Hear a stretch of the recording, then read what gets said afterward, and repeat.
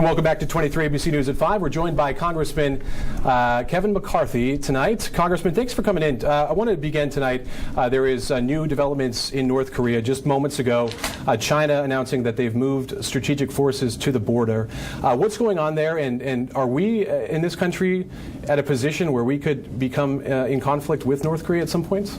Well, at any time we could with North Korea, because of the leader in North Korea is not a stable individual. But it's a good sign that China has moved people to the border. We need China to put pressure on North Korea. The other item that President Trump has gotten China to do is stop buying coal from North Korea. They sent that coal back.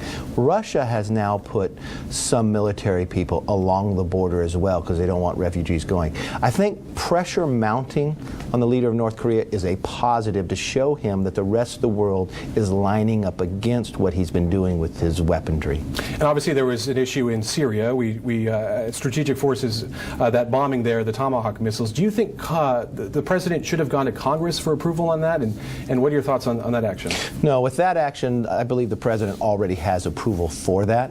And I got to thank the military. No other military in the world could carry out such a precise mission. 59 Tomahawks, all landing within 1 minute, precision on what they hit and what they carried out. I said that set a very clear message about the chemical weapons that are being used. And think about it. The only people who complained about it was North Korea, Iran, and Putin.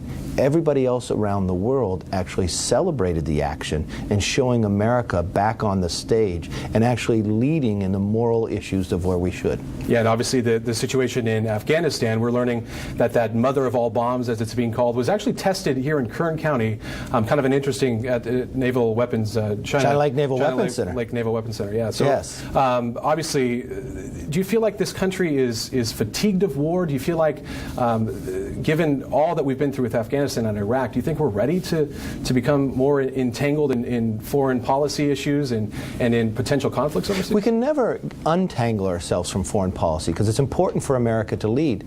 But what you're seeing happening is actually getting out of the ability of war. When you develop the weaponry that we did, the mother of all bombs, that was to take away the tunnels. And what you found is what was going on in Afghanistan. The president didn't say use this weaponry. He told his generals, the men and women, to carry out and make sure it happens and get rid of the war as fast as possible. So you had a growth of ISIS right along the Pakistan border. They were inside tunnels. This sent a new message and could actually make it safer and make sure that we get out of this conflict faster than we could before. I want to bring it back here to Kern County, and obviously you've probably been following this in the news. There's significant news about valley fever.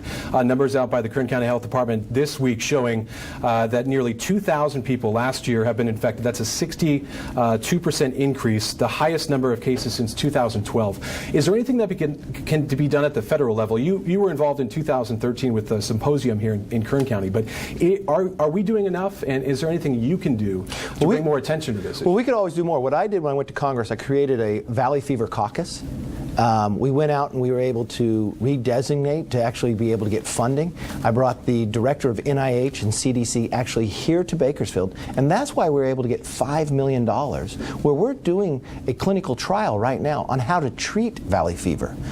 This has never been done before. It's getting the attention that we finally need to do, but there is always more that we have to do. And remember, going through the drought and now coming back in the rainy year, we knew this would be a bad year. That's why I'm excited about having the trial to go through. This is probably one of the best years to do it, to get the information that we need on best how to treat someone. And Congressman, while we have you here, final question, just about 30 seconds. Any plans to hold a town hall to meet with constituents, to talk to voters? Yes. You've been here, I think, 2 weeks on the recess. Is there any plans in the future we could? Oh yeah, I meet every single day, the different meetings. I've done more than 3 telephone town halls. It actually has more people in it. We're going to schedule. We do different forms of town halls all the time, and we'll have them in person as well. Congressman Kevin McCarthy, House Majority Leader, thanks for joining us here today. Thanks for having me.